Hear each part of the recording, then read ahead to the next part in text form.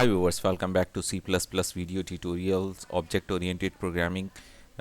चल रही थी, हम लोगों ने लास्ट टाइम पॉलीमॉर्फिज्म पर काम किया था। जैसे कि आपको यहाँ पर नज़र आ रहा है, एक प्रोग्राम हमने बनाया था। उसके क्लास में, पॉली क्लास के अंदर हमने दो मेथड बनाए थे और दोनों का नाम शो ही रखा था। और फिर हमने क्या किया था, यहाँ पर शो करवा दिया था एक ही जो है वो मेथड का नाम से दो चीज़ें हमने, एक तो हमने पोस्ट शो करवा दी थी और एक सैलरी शो करवा दी थी। आज हम बात करने जा रहे हैं कंस्ट्रक्टर और डिस्ट्रक्टर पर। तो जैसे ये क्लास है, कंस्ट्रक्टर और डिस्ट्रक्टर जो है ये इस क्लास के मेंबर फंक्शंस होते हैं। उनकी मेंबर फंक्शंस में और नॉर्मल फंक्शंस में क्या डिफरेंस होता है कि मेंबर फंक्शन की कोई डेटा टाइप नहीं देते। जैसे हमने यहाँ पर वॉइड और या इंट डेटा टाइप के साथ हम फंक्शन देते हैं, तो इसकी कोई भी डेटा टाइप नहीं है। जैसे मैं इसकी कोई भी डेटा टाइप नहीं देता। और दूसरी बात ये होती है कि ये फंक्शन जो है अपनी क्लास के नाम से ही रखा जाता है। जैसे यहाँ पर मैंने एक फंक्शन बना दिया इसकी अपनी ही क्लास के नाम से, लेकिन ये नॉन पैरामीटराइज फंक्शन है, इसके अंदर कोई भी वैल्यू नहीं है इसके स्मॉल पैरेंथेसिस में यहाँ पर। ठीक है, इसमें कोई भी वैल्यू नहीं है, तो मैं इसको कह सकता हूँ जब एक प्रोग्राम में कोई भी वैल्यू ना दी जाए तो इट मीन्स कि ये एम्प्टी चल रहा है, तो मैं कह सकता हूँ ये एम्प्टी प्रोग्राम है। ठीक है, मैं इसे क्या कह सकता हूँ, ये एम्प्टी प्रोग्राम। एक मैसेज दे देता हूँ कि इसमें कोई भी इनपुट नहीं आई, भाई ये एम्प्टी प्रोग्राम रन हुआ है। ठीक हो गया। अच्छा, अब देखें यहाँ पर नीचे जो भी काम था उसे मैं हटा रहा हूँ ताकि आपको मैं ये चला कर दिखा सकूँ। ये सब कुछ मैंने हटा दिया है। इसको चलाने के लिए हम क्या करते हैं, अगर मैंने कोई भी मेथड डायरेक्ट ऑब्जेक्ट में चला रहा हूँ, जैसे इस क्लास का एक ऑब्जेक्ट बना हुआ है J1, अब मैंने इसको चलाना था डायरेक्ट ऑब्जेक्ट के अंदर, लेकिन चूंकि मैंने अभी कुछ भी नहीं दिया, इस प्रोग्राम में कोई इनपुट नहीं दी, कोई ऑब्जेक्ट, सिर्फ ऑब्जेक्ट डिक्लेयर किया, उसके आगे कुछ भी नहीं किया। तो अगर मैंने ऐसा ऐसा किया हो कि कुछ भी ना दिया हो, कोई वैल्यू ना दी हो, जैसे ही प्रोग्राम रन करूँगा तो यहाँ पर मेरे पास मेंबर फंक्शन चल जाएगा जो कि ये वाला फंक्शन था पॉली, और ये रन हो गया और मेरे पास आ गया एम्प्टी फंक्शन। अगर मैं इसी फंक्शन को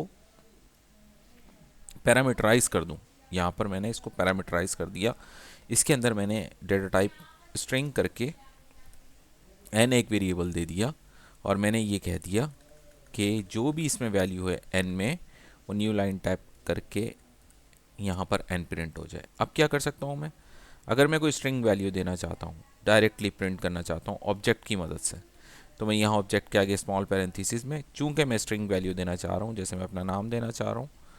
ठीक है, जैसे मैं अपना नाम देना चाह रहा हूँ, तो जैसे ही मैं ये देखकर इसे कंपाइल करते हैं और रन करूँगा तो यहाँ देखिए मेरा नाम आ गया। इट मीन्स के मुझे ऑब्जेक्ट के अंदर ही फंक्शन को चला सकता हूँ, लेकिन वो मेंबर फंक्शन ही रन होगा, उसके अलावा और कोई दूसरा फंक्शन रन नहीं होगा।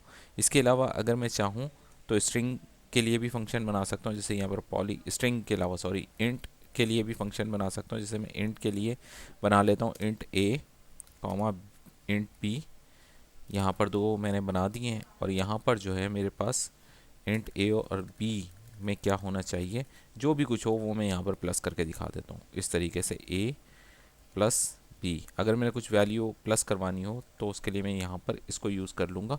अब मैंने पैरामीटराइज के अंदर जो है वो कर दिया स्ट्रिंग बी और इंट ए और इंट बी भी। अब मैं स्ट्रिंग वैल्यू हटाकर यहाँ पर अगर दो नंबर दे दूँ, कॉमा देके, जैसे 3,5, तो यहाँ पर इसे कंपाइल कर लेते हैं दोबारा से, और जैसे ही रन करूँगा तो यू कैन सी दैट कि मेरे पास आंसर आ गया इसका 8। ठीक है। अच्छा, इस ये तो होते हैं हमारे पास मेंबर फंक्शन जो मैंने आपको बताया, जिसमें नॉन पैरामीटराइज्ड और पैरामीटराइज्ड भी होते हैं। ठीक है, अगर मैं फंक्शंस, ये इसे हम कंस्ट्रक्टर कहते हैं, इन फंक्शंस के अलावा डिस्ट्रक्टर बनाना चाहूँ, डिस्ट्रक्टर क्या करता है, डिस्ट्रक्टर भी मेंबर फंक्शन ही होता है, लेकिन ये इस करेक्टर के साथ, जिसे हम अ, इस करेक्टर के साथ जो है हम अगर क्लास का नाम लिख दें और फंक्शन बना दें तो यहाँ पर क्या होगा, ये फंक्शन चल जाएगा। आप अगर चाहो तो कोई मैसेज भी दे सकते हो इसके साथ, जैसे मैं यहाँ पर एक मैसेज देता हूँ कि दी एंड, प्रोग्राम एंड हो गया या प्रोग्राम एंडेड, आप कुछ भी दे सकते हैं। एक मैसेज जो ये सबसे एंड में, प्रोग्राम के सबसे एंड में रन होगा। ठीक है, कंपाइल कर लेते हैं। अब मैं इसे रन करूँगा तो आप देखें मेरे पास आंसर के बाद यहाँ पर दी एंड भी आ गया। ठीक है, अगर मैं इसको खाली करता हूँ, इस ऑब्जेक्ट को खाली छोड़ देता हूँ, तो देखें मेरे पास क्या चलेगा, मेरे पास चलेगा पहला वाला नॉन नॉन पैरामीटराइज फंक्शन, जिसमें लिखा हुआ था कि एम्प्टी प्रोग्राम, और उसके बाद दी एंड डिस्ट्रक्टर, ठीक है। और अगर मैं इसके आगे पैरेंथेसिस में कुछ भी लिख देता हूँ, जैसे पाकिस्तान लिख देता हूँ, तो क्या होगा, इसके अंदर ये पैरामीटराइज फंक्शन चल जाएगा और दी एंड, ठीक है। और अगर कोई मैं जैसे इंटीजर वैल्यू दे देता, जैसे अभी मैंने इंटीजर दो वैल्यूज़ दी 2,5, तो यहाँ देखें, इसे कंपाइल कर लेते हैं और फिर इसे रन कर देते हैं। अब देखिए मेरे पास आंसर आ गया 7 और उसके बाद एंड में डिस्ट्रक्टर रन हो गया।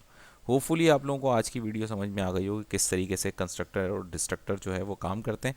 ये भी पॉलीमॉर्फिज्म की ही एक फेस होता है और इसे हम क्लासेस के अंदर यूज़ करते हैं। वीडियो में कुछ ऐड करवाना चाहते हैं कमेंट करें, वीडियो को लाइक करें, अपने फ्रेंड्स के साथ शेयर करें, चैनल को सब्सक्राइब करें। आज के लिए इतना ही, अल्लाह हाफिज़।